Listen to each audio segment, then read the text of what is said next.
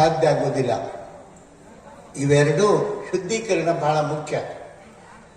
ಅದಕ್ಕೆ ಅನುಭಾವಿಗಳು ಹೇಳ್ಕೊಂಡು ಬರ್ತಾರೆ, ಹುತ್ತವ ಬಡಿದೊಡೆ ಹಾವು ಸಾಯಬಲ್ಲುದೆ, ಅಘೋರ ತಪವ ಮಾಡಿದರೇನು ಅಂತರಂಗದ ಆತ್ಮ ಶುದ್ಧವಿಲ್ಲದ ನಕ್ಕರ. ಹೌದಿಲ್ರಿ ಬಸವಣ್ಣವರು?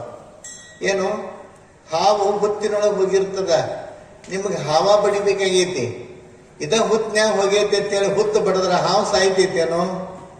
ಸಾಯುವುದಿಲ್ಲ. ಹುತ್ತು ಬಡದ್ರ ಹಾವು ಸಾಯುವುದಿಲ್ಲ, ಹಾವ ಹೊರಗೆ ತೆಗೆದು ಬಿಡಿಬೇಕಾಕೈತಿ. ಹಂಗ ಈ ದೇಹವನ್ನ ತೊಳೆದ್ರೆ ಶುದ್ಧೀಕರಣ ಆಗುವುದಿಲ್ಲ, ಒಳಗಿನ ಅಂತರಂಗ ಪವಿತ್ರಗೊಳ್ಳಬೇಕು, ಒಳಗಿನ ಭಾವನೆಗಳು ಪರಿಪಕ್ವಗೊಳ್ಳಬೇಕು.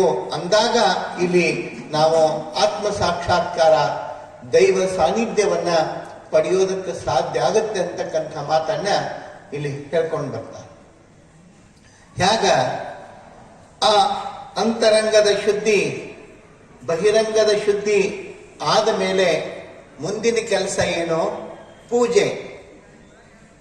ಅಂತರಂಗ ಶುದ್ಧಿ ಆದ ಮೇಲೆ, ಬಹಿರಂಗ ಶುದ್ಧಿ ಆದ ಮೇಲೆ ನಾವು ಮಾಡೋದು ಪೂಜೆ. ಪೂಜೆ ಮಾಡೋದು ಅಂತ ಹೇಳ್ತೇವೆ ನಾವು. ಪೂಜಾ ಮಾಡ್ರಿ, ಪೂಜಾ ಮಾಡೋಣ, ಪೂಜೆ ದೇವರ ಪೂಜೆ ಅಂತೀವಿಲ್ರಿ. ಪೂಜಾ ಮಾಡೋದು, ಪೂಜೆಯನ್ನ ಅರ್ಚನೆ ಅಂತನೂ ಕರೀತಾರೆ. ದೇವರ ಪೂಜಾ ಮಾಡೋದು, ಧ್ಯಾನ ಮಾಡೋದು, ಈ ಶಬ್ದಗಳನ್ನು ನಾವು ಕೇಳ್ತೀವಿ. ಆದ್ರೆ ದೇವರ ಪೂಜಾ ಮಾಡೋದಂದ್ರೆ ಹೆಂಗ? ಬಾಳ ಸರಳರಂತಾರ ಅವ್ರು. ದೇವರ ತಗೊಂಡ ನೀರಾಗ ಮಣಗಿಸೋದು, ತೊಳೆದ ಮ್ಯಾಲ ಎತ್ತಿಡೋದು, ವಿಭೂತಿ ಹಚ್ಚಿ, ಹೂವ ಪತ್ರಿ ಏರಿಸಿ, ಊದಿನ ಕಡ್ಡಿ ಬೆಳಿಗ್ಗೆ ನೈವೇದ್ಯ ಹಿಡ್ದಿವಂದ್ರ ಮರದಸ್ ಮುಂಜಾನೆ ತಕ್ಕ ಗಪ್ ಚುಪ್ ಕೊಂಡಿರ್ತಾವ್ರೆ ಓದ್ ಹೇಳಿ. ಹೌದಿಲ್ರಿ? ಹಳ್ಳಿ ಏನೂ ತಕರಾರು ಮಾಡೋದಲ್ಲ. ಇದನ್ನ ನಾವು ಪೂಜೆ ಅಂತ ಅಂದ್ಕೊಂಡ್ ಗುಡಿಗೆ ಬಂದೀವಂದ್ರ, ಮಠಕ್ಕೆ ಬಂದೀವಂದ್ರ ಅಲ್ಲಿನೂ ಸಹಿತ ಪೂಜೆ ಮಾಡಿ ದೇವರನ್ನ ಪೂಜಿಸಿ ನಾವು ಪ್ರಾರ್ಥನೆ ಮಾಡ್ತೀವಿ. ಆದ್ರೆ ಯಾವುದು ಪೂಜೆ? ಪೂಜೆ ಅಂತ ಎದಕ್ಕೆ ಅನ್ಬೇಕು? ಬಹಳ ಸುಂದರವಾಗಿ ಸತ್ಯಕ್ಕ ಅಂತ ಹೇಳಿ ಒಬ್ಬಕ್ಕೆ ಶರಣೆ, ಹೆಸರು ಕೇಳಿರ್ಬೇಕು ನೀವು, ಸತ್ಯಕ್ಕ. ಅದು ಯಾವ ಸತ್ಯಕ್ಕ? ಕಸಬರಿಗೆ ಕಾಯಕದ ಸತ್ಯಕ್ಕ. ಅಂದ್ರೆ ಪ್ರತಿನಿತ್ಯ ಕಸ ಹೊಡ್ಕೊಂಡು ಸೇವೆಯನ್ನ ಮಾಡಿಕೊಂಡು ನಿತ್ಯ ಕಸ ಹೊಡೆಯದೇ ಹಾಕಿದ ಕಾಯಕ. ಇಂಥ ಕಾಯಕವನ್ನ ಮಾಡುವಂಥ ಆ ಶರಣೆ ಎಷ್ಟು ಅದ್ಭುತವಾಗಿ ಹೇಳ್ತಾಳ ಅಂತಂತಂದ್ರೆ, ಒಂದು ವಚನದೊಳಗೆ ಬರೀತಾಳೆ, ಪೂಜೆ ಯಾವುದು? ನಾವು ಮಾಡುವ ಪೂಜೆಯನ್ನು ಹೆಂಗ ಮಾಡಬೇಕು, ಯಾವುದಕ್ಕೆ ಪೂಜೆ ಅಂತಾರ? ಎಷ್ಟು ಚಂದ ಹೇಳ್ತಾಳಲ್ಲ. ಅರ್ಚನೆ ಪೂಜೆ ನೇಮವಲ್ಲ. ನಾವು ಪೂಜೆ ಮಾಡೋದು ನೇಮ ಅಂತ ಹೇಳ್ತೀವಿ, ಆದ್ರೆ ಆಕೆ ಹೇಳ್ತಾಳ ಅರ್ಚನೆ ಪೂಜೆ ನೇಮವಲ್ಲ. ಧೂಪ ದೀಪಾರತಿ ನೇಮವಲ್ಲ. ಮಂತ್ರ ತಂತ್ರ ನೇಮವಲ್ಲ.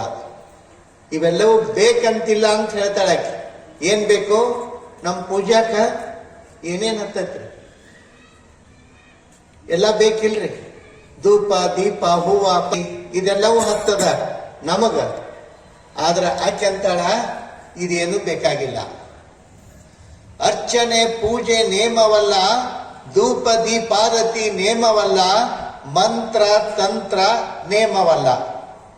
ಲಕ್ಷ ಕೊಡ್ರೆ ನಾ ಹೇಳೋದು ನೀವು ತಪ್ಪು ತಿಳ್ಕೊಳ್ಳೋ ಸಾಧ್ಯತೆನೂ ಐತಿ. ಇವ್ಯಾವೂ ನೇಮ ಅಲ್ಲ. ಮತ್ತೆ ನೇಮ ಯಾವುದು? ಒಂದೇ ನೇಮ. ಏನು? ಯಾವುದು ಪೂಜೆ ಅನಿಸ್ಕೊಳ್ತದ? ಪರಧನ, ಪರದ್ರವ್ಯ, ಪರ ಹೆಣ್ಣುಗಳಿಗೆ ಎಳಸದಿಪ್ಪುದೇ ನೇಮ ಶಂಭುಜಕ್ಕೇಶ್ವರ ಅಂತ ಹೇಳ್ತಾಳೆ. ಬೇರೆಯವರ ದುಡ್ಡು, ಬೇರೆಯವರ ಆಸ್ತಿ, ಬೇರೆಯವರ ಹೆಣ್ಣನ್ನ ಕೆಟ್ಟ ಭಾವನೆಯಿಂದ ನೋಡದಿದ್ರೆ ಅದೇ ನಿಜವಾದ ಪೂಜೆ ಅಂತ ಹೇಳಿ ಸತ್ಯಕ್ಕ ಹೇಳ್ತಾಳೆ ಈ ಮಾತು. ಸತ್ಯಕ್ಕ. ಮತ್ತಿವೆಲ್ಲ ಬ್ಯಾಡ ಏನ್ರಿ? ಗಂಟಿ, ಧೂಪಾರ್ತಿ, ಉದಿನ ಕಡ್ಡಿ ಇವೆಲ್ಲ ಬ್ಯಾಡ ಏನು? ನಾನು ಬ್ಯಾಡ್ ಅಂತ ಹೇಳಲಿಲ್ಲ, ಆಕಿನೂ ಬ್ಯಾಡ್ ಅಂತ ಹೇಳಿಲ್ಲ. ಈ ವಚನ ತಪ್ಪು ಅರ್ಥ ಮಾಡೋರು ಭಾಳ ಮಂದಿ ಅದಾರ. ಅದನ್ನು ಬ್ಯಾಡ್ ಅಂತ ಹೇಳಿಲ್ಲ, ಇದ ನೇಮ್ ಅಂತ ಕೊಂಡಿರ್ಬೇಡ್ರಿ, ಇದು ಬೇಕ ಅಂತ ಕೊಂಡಿರ್ಬೇಡ್ರಿ. ಈಗ ಸದ್ಯಕ್ಕೆ ಒಂದೊಂದ್ಸಲ ಹೂವ ಪತ್ರಿ ಸಿಗಲ್ಲ, ಬಿಡ್ರಿ, ಏನಾಯ್ತು? ಹೂವ ಪತ್ರಿ ಸಿಗ್ಲಿಲ್ಲ ಅಂದ್ರೆ ಬಿಡ್ರಿ, ಏನ್ ತೊಂದ್ರೆ ಇಲ್ಲ. ನೀರರ ಇರ್ತಾವ, ನೀರ್ ಇರ್ತಾವಿಲ್ರಿ? ನೀರ್ ಇರ್ತಾವಲ್ಲ, ಹೋಗ್ಲಿ. ನೀರಿಲ್ಲ ಅಂದ್ರೆ ಬಿಡ್ರಿ, ನಡೀತದ. ನೀರಿಲ್ಲಂದ್ರ ಪೂಜೆ ಹೆಂಗ್ ಮಾಡೋದು? ಒಬ್ಬ ಬಹಳ ಚಂದ ಹೇಳ್ತಾರ, ಪೂಜೆಗೆ ನೀರ್ ಇರ್ದಿದ್ರು ನಡೀತದ, ನೀ ಇರ್ಬೇಕ. ತಿಳಿದ್ರಿ? ಪೂಜಾಕ್ ನೀರ್ ಇರ್ದಿದ್ರು ನಡೀತದ, ಪೂಜಾ ಮಾಡುವಲ್ಲಿ ನೀ ಇರ್ಬೇಕ. ಇದು ಬಹಳ ಮುಖ್ಯ ನೋಡ್ರಿ. ನಾವೇನಾಗಿರ್ತೀವಿ, ಪೂಜಾ ಮಾಡುವ ಹೊತ್ತಿನೊಳಗೆ ನಮ್ಮ ತಲೆಯಾಗ ಬಹಳ ವ್ಯಾಪ ಏನ್ರಿ? ಹೊಲಕ್ಕೆ ಹೋದ್ರಿಲ್ಲೋ, ಬುತ್ತಿ ಹೋದ್ರಿಲ್ಲೋ, ಅವ್ರು ಬಂದ್ರಿಲ್ಲೋ ಅಂತಿರ್ತಾನ, ಇಲ್ಲಿ ಗಂಟೆ ಬಾರಿರ್ತಾರ. ಅದು ಎದಕ್ರಿ ಅದು? ಅದಕ್ಕೆ ಅವ್ರು ಹೇಳ್ತಾರೆ, ಪೂಜೆಗೆ ನೀರು ಇರದಿದ್ರು ನಡೀತದ ತಮ್ಮ, ಪೂಜಾ ಮಾಡುವಲ್ಲಿ ನೀ ಇರ್ಬೇಕಾಗ್ತದ, ಅದು ನಿಜವಾದ ಪೂಜೆ ಅನಿಸ್ಕೊಳ್ತದ. ಸುಮ್ಮನೆ ಪೂಜೆ ಅಂತ ಹೇಳಿದ್ರೆ ಪೂಜೆ ಅಲ್ಲ. ಎಷ್ಟು ಚಂದ ಹೇಳ್ತಾರೆ ನೋಡ್ರಿ, ಕಸ ಹೊಡಿ ಹೆಣ್ಮಗಳು. ನಿಮ್ಗೊಂದು ಮಾತು ಹೇಳ್ತೀನಿ, ಆಕೆ ಬರ್ದದ್ದು ಒಂದೇ ವಚನ ಸಿಕ್ಕದೆ, ಇದು ಸತ್ಯಕ್ಕ ಬರ್ದದ್ದು. ಈ ಒಂದೇ ವಚನದ ಮೇಲೆ ನಾವು ಬರೆದು PhD ತಗೋಬಹುದು. ಅಷ್ಟು ದೊಡ್ಡ ಅನುಭವ ಈ ಒಂದು ಸಾಲಿನೊಳಗ ಸತ್ಯಕ್ಕ ಬರೀತಾಳೆ. ಬಹುಶಃ ನೋಡ್ರಿ, ಕಸ ಹೊಡಿಯುವಂತ ಹೆಣ್ಮಗಳಿಗೆ ಎಂಥ ಅದ್ಭುತವಾದ ಸಾಧನೆ ಆಗಿರ್ಬೇಕು, ಎಂಥ ಅದ್ಭುತವಾದ ಸಿದ್ಧಿ ಆಗಿರ್ಬೇಕು. ಕಲ್ಯಾಣದ ಕ್ರಾಂತಿ ಅಂತಂದ್ರೆ ಸುಮ್ಮನೆ ಅಲ್ಲ, ಹುಡುಗಾಟಿಕೆ ಅಲ್ಲ. ಮೊದಲು ಏನು ವ್ಯವಸ್ಥೆ ಅಂತಂದ್ರೆ, ಕಲ್ಯಾಣದ ಪರಿಸರದಲ್ಲಿರುವಂಥ 4,000 ವೇಶ್ಯೆಯರನ್ನ ಶಿವಶರಣೆಯರನ್ನಾಗಿ ಪರಿವರ್ತಿಸಿರ್ತಕ್ಕಂಥ ಕೀರ್ತಿ ಯಾರಿಗಾದರೂ ಸಲ್ಲುತ್ತಿದ್ರೆ ಅದು ಬಸವಣ್ಣನವರಿಗೆ ಸಲ್ಲಬೇಕು. ಎಂಥ ಅದ್ಭುತವಾದ ಕ್ರಾಂತಿಯನ್ನು ಮಾಡ್ತಾರೆ. ನಾವು ಎಲ್ಲವನ್ನ ಕೆಟ್ಟ ಭಾವನೆಯಿಂದ ನೋಡ್ತೀವಿ, ಕೆಟ್ಟ ದೃಷ್ಟಿಯಿಂದ ನೋಡ್ತೀವಿ. ನೇಮ ಶಂಭು ಜಕ್ಕೇಶ್ವರನಲ್ಲಿ ಕಾಲಿರುವಂತಕ್ಕಂಥ ಮಾತನ್ನ ಎಷ್ಟು ಮಾರ್ಮಿಕವಾಗಿ ಅರ್ಥಪೂರ್ಣವಾಗಿ ಬರೀತಾಳಲ್ಲ, ಅಂತಹ ವಿಚಾರ.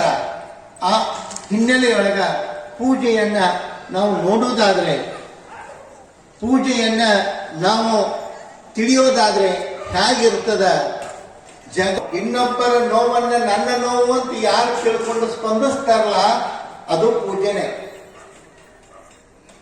ಈಗ ನೋಡ್ರಿ, ನಿಮಗ್ ಬಹಳ ಅನಾರೋಗ್ಯ ಆಗಿ ಭಯಂಕರ ತ್ರಾಸ ಹಾಕಿರ್ತೈತಿ.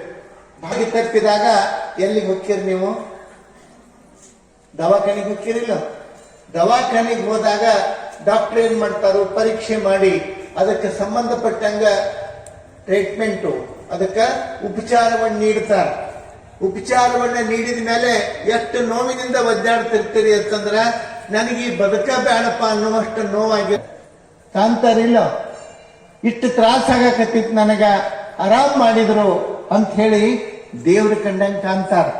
ಡಾಕ್ಟರು ಏನಲ್ಲಿ ರೋಗಿಯ ಉಪಚಾರವನ್ನ ಮನಸ್ಸಿನಿಂದ, ಒಂದು ಸೇವಾ ಮನೋಭಾವನೆಯಿಂದ ಮಾಡ್ತಾರಲ್ಲ, ಅದು ಸಹಿತ ಒಂದು ಪೂಜೆನೆ. ಯಾವುದು ಪೂಜೆ? 3 ಹೊತ್ತು ಮಾರುದ್ದ ಪೂಜೆ ಮಾಡುವವರಿಗಲ್ಲ, ಊರ ಹಾದಿಯ ಮುಳ್ಳು ತೆಗೆಯುವವರಿಗೆ ತಲೆಬಾಗುವೆನೆಯ ನಾನು. ಸಿದ್ದಯ್ಯ ಪುರಾಣಿಕರು ಹೇಳ್ತಾರೆ ಈ ಮಾತನ್ನ.